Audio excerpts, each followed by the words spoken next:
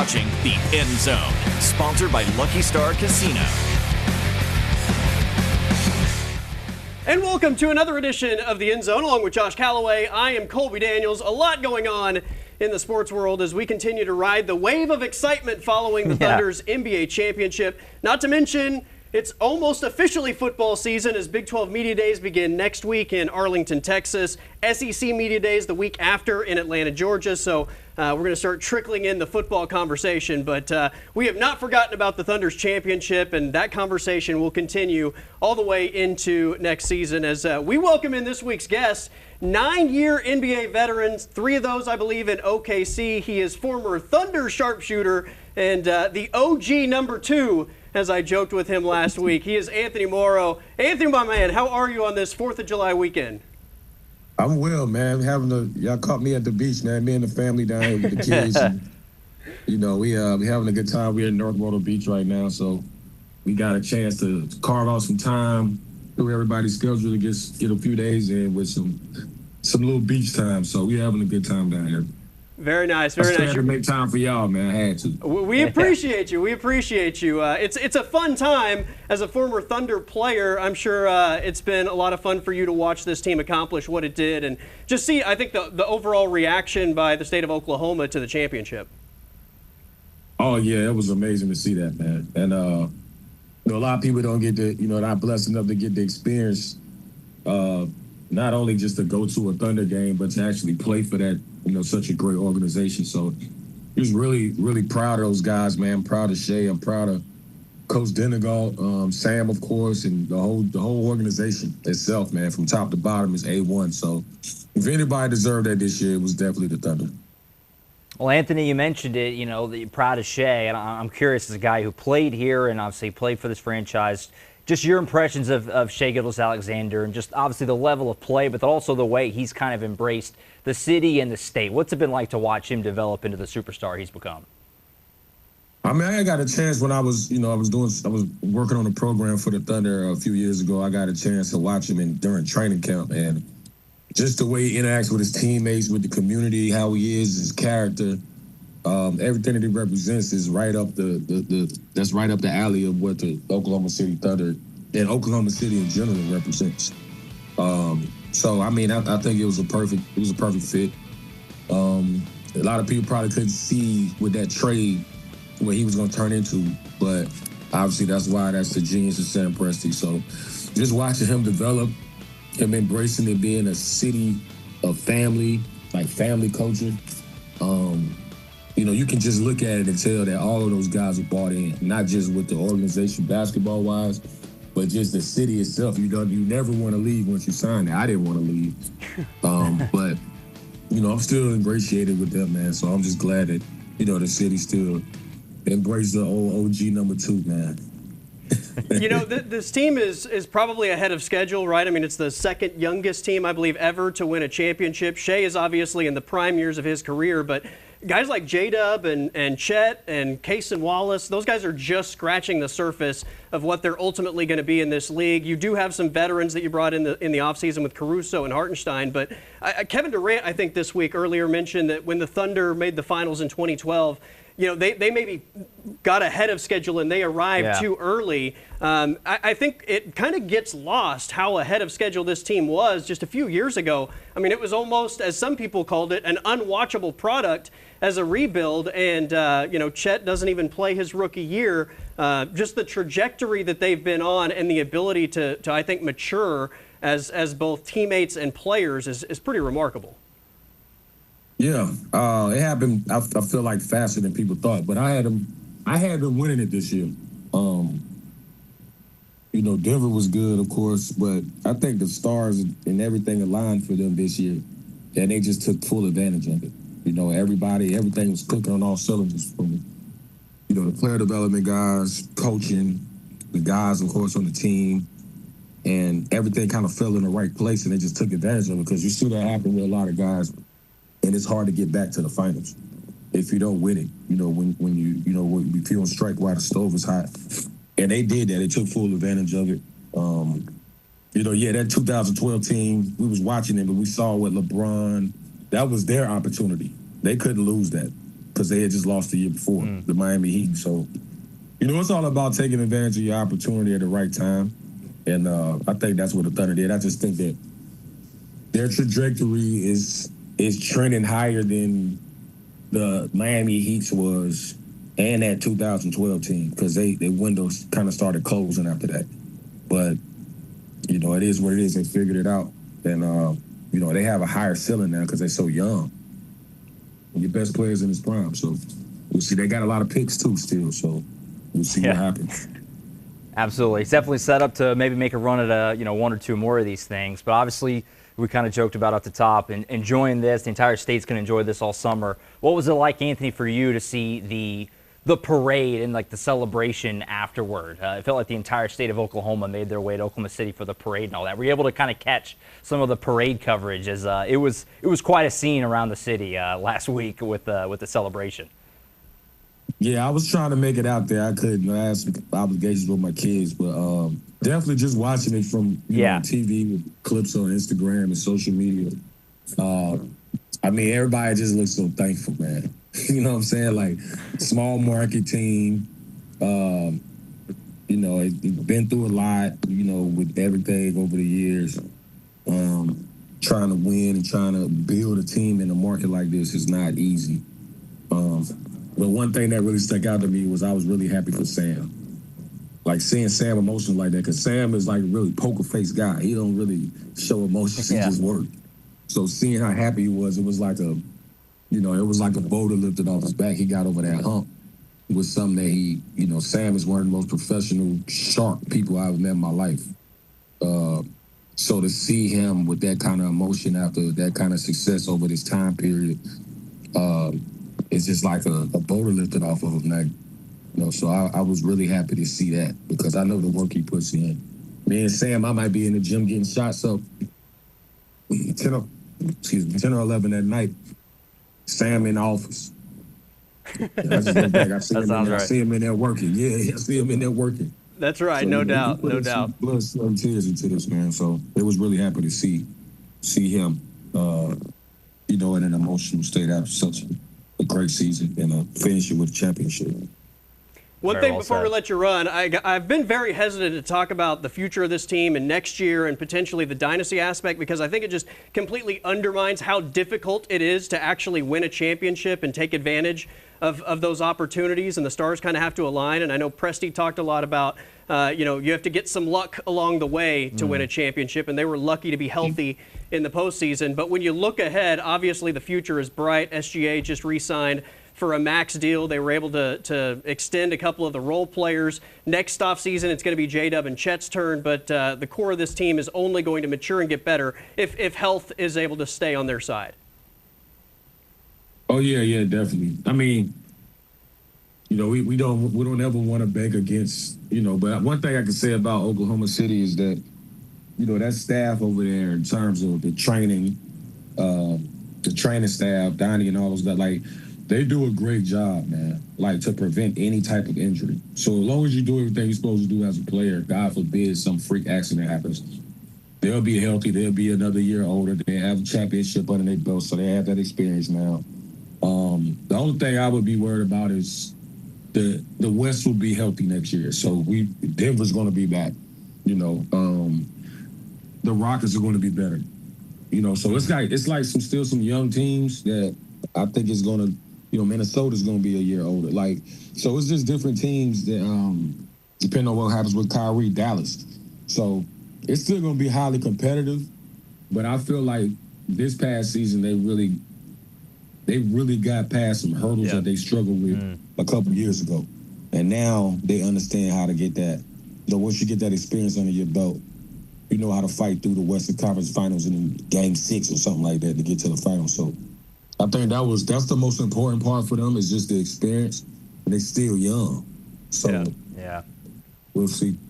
Anthony, we appreciate the time, my man. Let's do it again soon. Enjoy the holiday weekend with your family, and we'll talk before long. Thank you. Appreciate y'all. OG number 2, Anthony Morrow, joining us here on this edition of The End Zone. We're talking college football and Big 12 Media Days coming up next week, next here on The End Zone.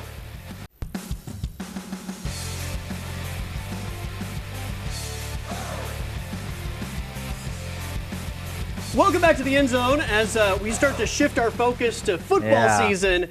Big 12 Media Days next week in Arlington, SEC Media Days the week after in Atlanta, but we're going to talk some Big 12 football. I think this upcoming year for the Big 12 is very fascinating in terms of what to expect. So some of the storylines, I think, going into Big 12 Media Days and the 2025 college football season, I think in terms of local interest, Josh, it has to start with Oklahoma State. And will they bounce back under head coach Mike Gundy, who experienced the first losing season at Cowboy football since his first year in 2005? Yeah, it was a disastrous year. After they knocked off Arkansas early in the year and it kind of felt like they had a little something cooking, the season just fell off a cliff, obviously. It was a nightmare year. It's still one of the worst year of Mike Gundy's tenure. So how can they bounce back? I know nationally I think there's not a lot expected from the Pokes, but that seems to kind of be when Mike Gundy gets the most out of his teams and his program. So, who's going to be under center at quarterback is obviously the big question, but you feel like Oklahoma State, as long as, they can remain healthy and obviously in some key areas, they should have a chance maybe to surprise some people this upcoming fall. They were 3-0 in the non-con last year, 0-9 in Big 12 play. It's nuts. They only returned 1 offensive starter, 3 defensive starters.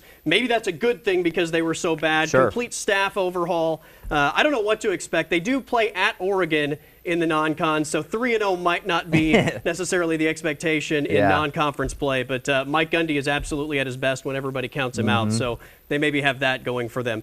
Arizona State, will they repeat as the Big 12 champs? Among Power 4 schools, they return the most starters in the country with 17. Yeah, out of nowhere season last year. You remember they were picked last in the preseason poll last year, which they got rid of the preseason poll this time around, maybe because of that. They won the Big 12 and were right there against Texas to get to the semifinals in the playoff.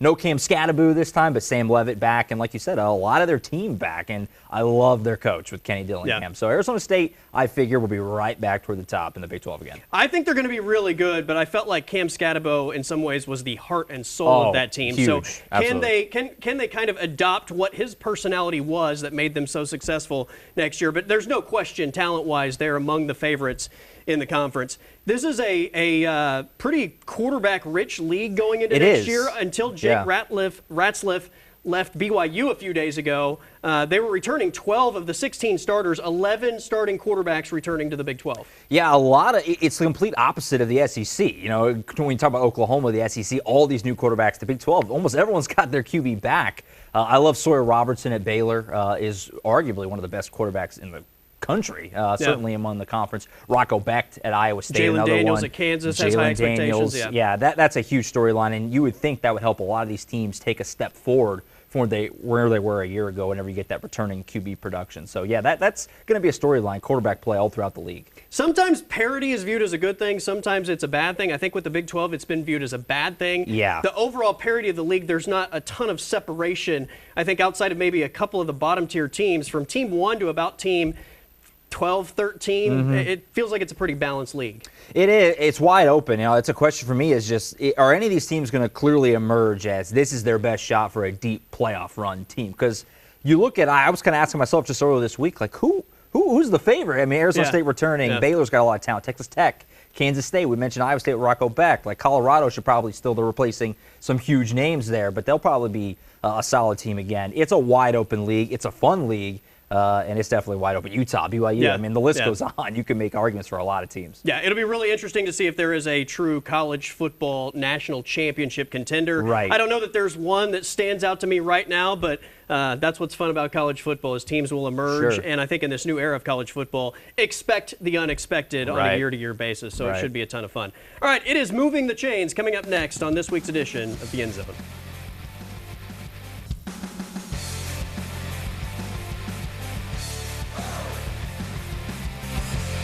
Welcome back to the End Zone. It is time for Moving the Chains, along with Josh Calloway. I'm Colby Daniels.